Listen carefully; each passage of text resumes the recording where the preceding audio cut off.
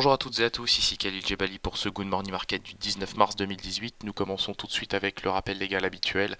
XTB France informe les participants que la présentation à venir et les informations qui vont être dispensées ne constituent pas en aucune manière une sollicitation ou incitation à acheter ou vendre des produits financiers. Voilà, nous commençons tout de suite avec le calendrier économique de ce lundi 19 mars et vous le voyez, très peu de statistiques attireront notre attention pour aujourd'hui, si ce n'est peut-être la balance commerciale du mois de janvier pour la zone euro. Par ailleurs, on s'intéressera aussi au discours de Yves Mersch, membre de la Banque Centrale Européenne, et de Raphaël Bostic, gouverneur de la Banque de la Réserve Fédérale d'Atlanta, de la Fed d'Atlanta. Donc effectivement, au-delà de ces éléments, très peu de données attireront notre attention aujourd'hui. Néanmoins, cette semaine sera marquée par une salve de statistiques économiques, à commencer par mardi avec l'indice des prêts à la consommation du mois de février au Royaume-Uni. On aura aussi toujours mardi l'indice You de confiance des investisseurs pour le mois de mars. Mercredi, on aura les chiffres du chômage du mois de février au Royaume-Uni. Mercredi toujours, et ce sera vraiment le point d'orgue de cette semaine, on aura la décision monétaire et les projections économiques de la Réserve fédérale attendues mercredi à 19 h. S'en suivra à 19 h 30 la conférence de presse, la première conférence de presse de Jérôme Powell, le président de la Réserve fédérale américaine.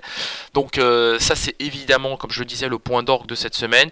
On s'intéressera aussi au G20 quand même. Vous le savez, les pays du G20 se réunissent aujourd'hui et demain à Buenos Aires. Donc on s'intéressera quand même à ce qui va ressortir de cette réunion, de ce meeting du G20. Donc assez intéressant quand même.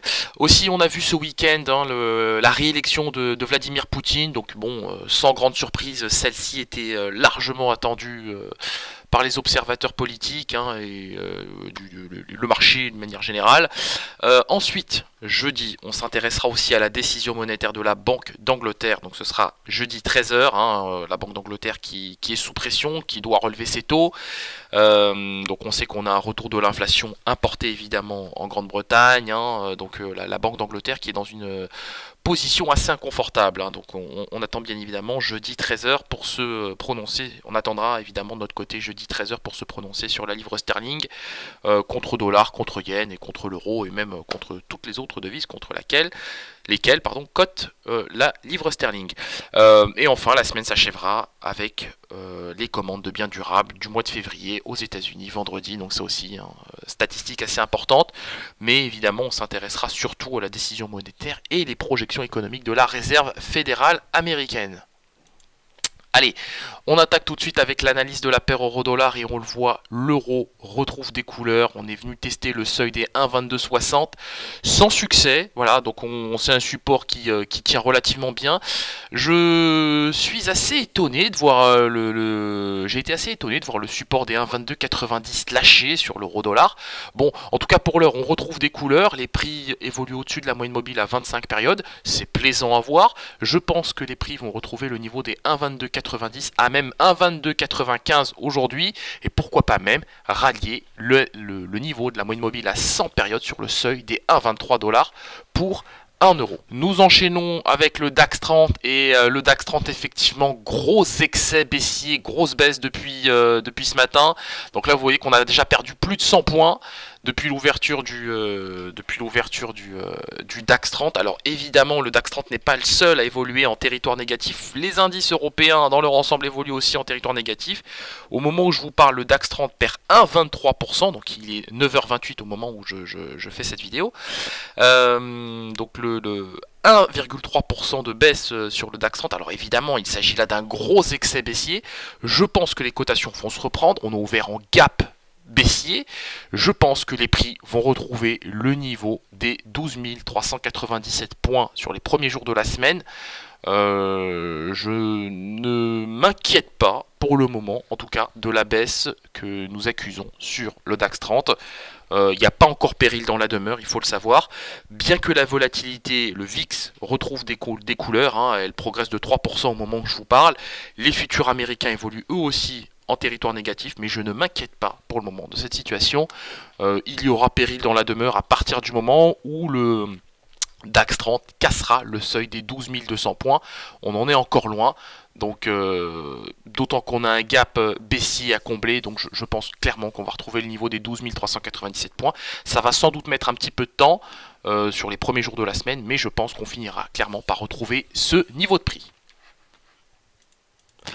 Le gold qui, à l'image de la paire euro-dollar, perd du terrain d'une manière générale. Donc là, effectivement, on retrouve des couleurs, on a des prix qui s'affranchissent progressivement de la moyenne mobile à cette période. Je pense qu'on va sans doute aller tester la moyenne mobile à 21 périodes sur le seuil des 1310 dollars l'once. Il n'y a pas de raison que nous ne fassions pas ce niveau de prix. La configuration technique, en tout cas, plaide pour un retour sur le seuil des 1310 à 1312, même pourquoi pas. Mais pourquoi pas même, plus tard dans la semaine, un retour sur le seuil des 1314 à 1315 dollars l'once. Alors, une fois de plus, on a enregistré des gros volumes vendredi. Hein, je reviendrai sur cette thématique. Sur cette thématique à 15h15 au cours du live trading, mais effectivement il se passe pas mal de choses, une fois de plus assez intéressantes sur le gold, donc rendez-vous à 15h15 pour un décryptage complet de cet actif.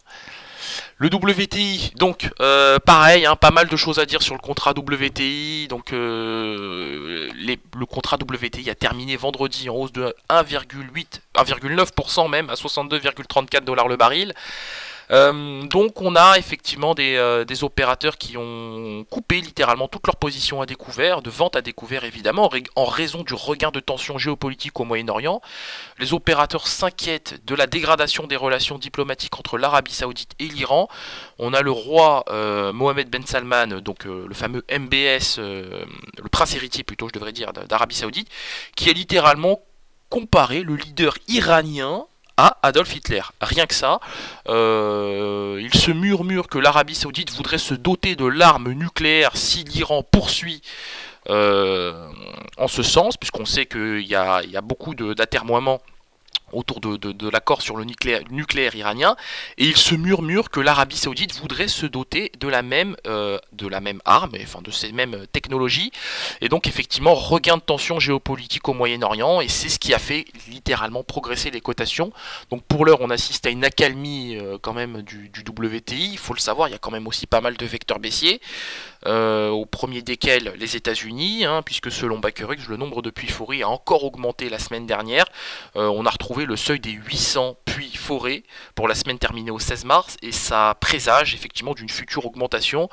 D'une augmentation de la production de pétrole aux États-Unis. Déjà qu'on produit environ 10,5 millions de barils par jour, bah là on n'est plus très loin des 11 millions de barils produits par jour. Hein. Donc, et je pense que les cotations actuelles devraient effectivement favoriser ce niveau de production. Donc pour le moment, il n'y a pas encore de véritable inquiétude sur le WTI au regard par rapport à cette thématique américaine, puisque là pour l'instant les opérateurs sont effectivement acheteurs en raison du contexte au Moyen-Orient, du contexte géopolitique évidemment au Moyen-Orient. Allez, on continue avec l'indice S&P 500, et à l'image du DAX 30, il perd du terrain, enfin il a perdu beaucoup de terrain. On est venu tester le seuil des 2736, donc vous voyez ça a complètement décalé mes prix. Donc on est venu tester le support des 2736, je pense qu'on va évidemment retrouver le seuil des 2748. Je ne m'inquiète pas, au même titre que le DAX 30, de cet excès baissier pour l'instant que nous avons sur les indices européens. Bon, on va dire que ça justifie, hein, ça justifie plus ou moins. Il y a des grosses inquiétudes avant la décision monétaire et les projections économiques de la Réserve fédérale. Vous le savez, il se murmure que celle-ci voudrait relever 4 fois ses taux en 2018, donc le premier relèvement devrait intervenir mercredi, hein, il n'y a pas de grande surprise à ce niveau-là, mais bon, on s'inquiète quand même de cela, hein. Vous savez qu'il y a des fortes tensions sur les taux. Maintenant, de là à assister à un décrochage des marchés, je ne pense pas. On aura un vrai décrochage des marchés si le 10 ans américain vient chercher le seuil des 3,5% de rendement. Bon, les 3%, on y est quasiment. Maintenant, il ne faudrait pas non plus trop tirer sur la corde, évidemment. Nous terminons avec le Bitcoin qui a retrouvé des couleurs, et c'est même très encourageant. Ici on pourrait presque en faire en M30 un triangle ascendant, on peut d'ailleurs en faire un triangle ascendant. Je pense qu'il se voit d'ailleurs comme le nez au milieu du visage, donc je ne le tracerai pas. 8240 $80 pour un Bitcoin. Je pense qu'on a de fortes velléités acheteuses, hein, je le pense pas, je le vois plutôt.